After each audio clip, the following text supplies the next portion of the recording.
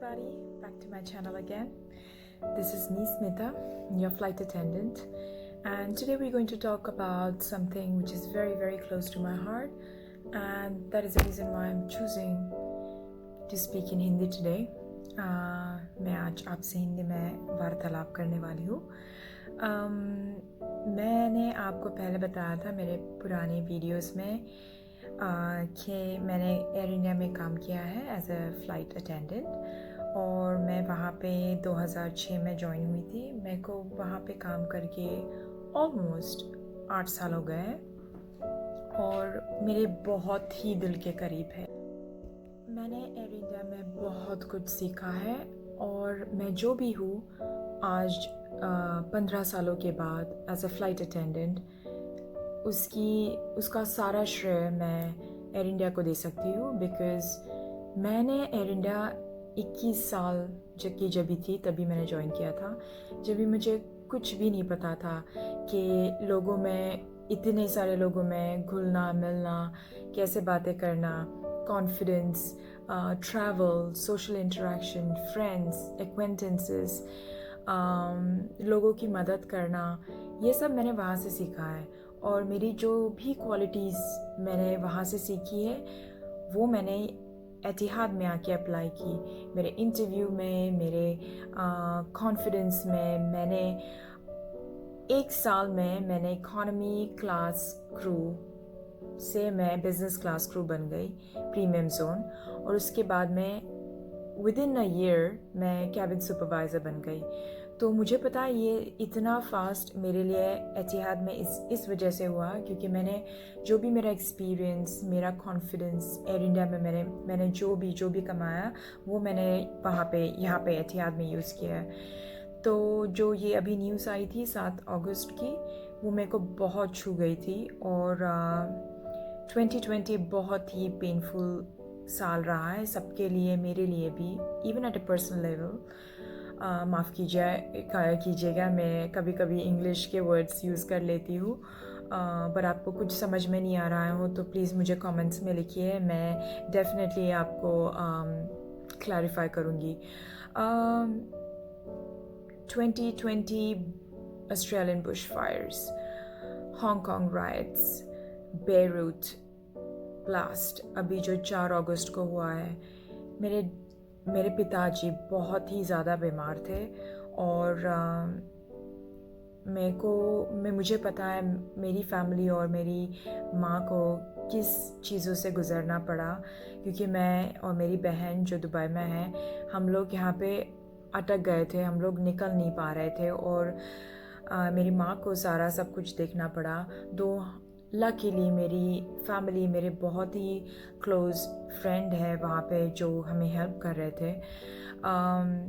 But all in all बहुत ही painful year है 2020, और उसके ऊपर से ऐसी न्यूज़ आना बहुत ही बुरी न्यूज़.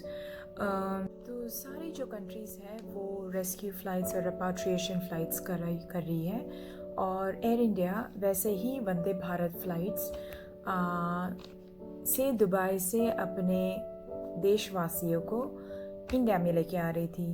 तो ये जो IX 1344 जो फ़्लाइट थी वो दुबई से निकल के कोझिकोड एयरपोर्ट कैलिकट में लैंड होने वाली थी. वो कैलिकट एयरपोर्ट जो बहुत ही चैलेंजिंग एयरपोर्ट है, क्योंकि मुझे पता है मैंने कैलिकट में कितने दफ़ा लैंड किया है. एयर इंडिया में ही नहीं, यहाँ पे भी हम लोग की कैलिकट के फ़्लाइट्स है, लेओवर्स है. मुझे पता है मेरे बहुत ही करीबी दोस्त वो हमेशा मुझे बताते थे कि ये जो कैलिकट का एयरपोर्ट है वो बहुत ही चैलेंजिंग है, क्योंकि वो टेबल टॉप रनवे है जहाँ पे अगर आप एक प्रॉपर स्पीड से, प्रॉपर जजमेंट से लैंड नहीं करते हो तो वो नीचे खाई है. तो ये जो क्रैश हुआ था उसमें बहुत सारे स्पेकुलेशंस थे, बहुत लोगों के बहुत सारे ओपिनियंस थे कि पायलट्स कैसे होते हैं, क्या करना चाहिए, क्या नहीं करना चाहिए. बट मैं यहाँ पे आज अपना ओपिनियन देना चाहूँगी, क्योंकि मुझे पता है as cabin crew, as a cabin supervisor, हम लोग की जो कप्तान के साथ जो ब्रीफिंग होती है फ़्लाइट के पहले, उनमें हमें क्या क्या चीज़ें बताते हैं वो. वेदर के बारे में बताते हैं, विजिबिलिटी के बारे में बताते हैं और बहुत सारी टेक्निकल चीज़ें हमें बताते हैं जो हमें प्रिपेयर करती है कि कुछ अनएक्सपेक्टेड हुआ फ़्लाइट में, टेक ऑफ के टाइम पे, लैंडिंग के टाइम पे या फ़्लाइट के दौरान, तो हमें प्रिपेयर होना चाहिए क्योंकि ये सारी चीज़ें वो पहले से ही दूरदर्शी रहते हैं, वो एंटिसिपेट करते हैं कि ये सब हो सकता है। तो कैप्टन दीपक वसंत साठे बहुत ही ज़्यादा एक्सपीरियंस्ड पायलट थे। उन्हें 36 साल एविएशन में दिए थे, उसमें से 22 साल उन्होंने इंडियन एयरफोर्स में दिए थे, जिसमें वो मिग 21 पायलट थे। वो 2003 में एयरफोर्स में से निकल के कमर्शियल फ्लाइंग पायलट बन गए थे और उन्होंने कोझिकोड में 27 बार लैंडिंग की थी। उनको 17 सालों का एक्सपीरियंस था बोइंग 737 एयरक्राफ्ट टाइप पे जो क्रैश हुआ था, तो वो बहुत ही ज़्यादा एक्सपीरियंस्ड पायलट। उनको एनडीए खड़गवासला के 50th कोर्स में प्रधानमंत्री से गोल्ड मेडल मिला था। एयरफोर्स एकेडमी जो डुंडीगल में है, उसमें 127th कोर्स में उनको स्वॉर्ड ऑफ ऑनर मिला था। वो बहुत ही ज़्यादा एक्सपीरियंस्ड पायलट थे और उन्होंने अपना बहुत दी बेस्ट ये लैंडिंग के लिए दिया था क्योंकि वो 3 बार उन्होंने सर्कलिंग करके तीसरी बार जब भी लैंड कर रहे थे, क्योंकि विजिबिलिटी इतनी बुरी थी, क्योंकि इतनी ज़्यादा बारिश हो रही थी, रनवे पे बहुत ज़्यादा पानी भर गया था। मैंने आपको पहले ही बताया था कि वो टेबल टॉप रनवे है जो पहले से ही बहुत ही डिफ़िकल्ट है वहाँ पे लैंडिंग करना।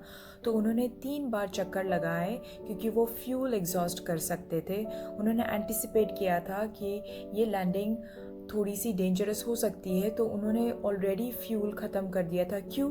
क्योंकि अगर आप ज़्यादा फ्यूल लेके अगर लैंड कर रहे हो और गलती से भी लैंडिंग ऊपर नीचे हो गई या कुछ बुरा हो गया तो एयरक्राफ्ट पूरा जल सकता है।